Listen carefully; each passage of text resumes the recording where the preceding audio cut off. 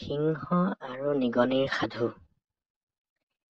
এখন হাবিত এটা সিংহই বাস কৰিছিল, আৰু সিংহই সেইদিনা এজোপা প্ৰকাণ্ড গছৰ তলত শুই আছিল।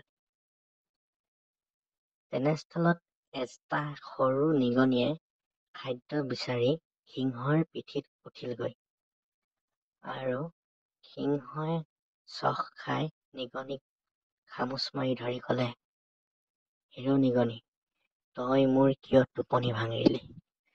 তোক মই আজি শুদা নেৰো।"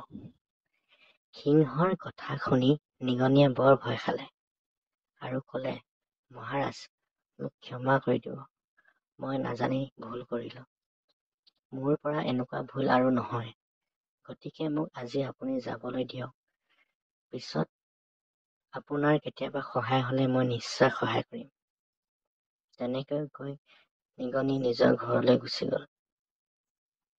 কিছুদিনৰ পিছত হাবিলৈ কিছুমান চিকাৰী আহিল, আৰু চিকাৰীয়ে সিংহ ধৰিবৰ কাৰণে জাল পাতিলে।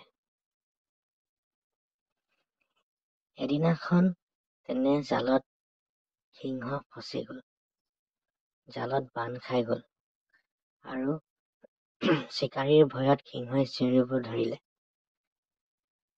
সিংহৰ চিঞৰ শুনি ওচৰতে থকা নিগনিয়ে দেখিলে, আৰু নিগনিয়ে আহি কলে, "মহাৰাজ, আপুনি ভয় নাখাব, আপোনাক মই এই জালৰ পৰা মুক্ত কৰিম।"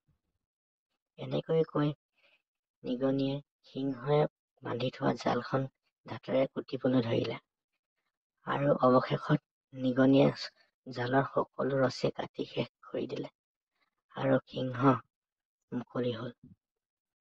কিছু সময়ৰ পাছত চিকাৰীহঁতে জালখন দেখি আচৰিত হয়।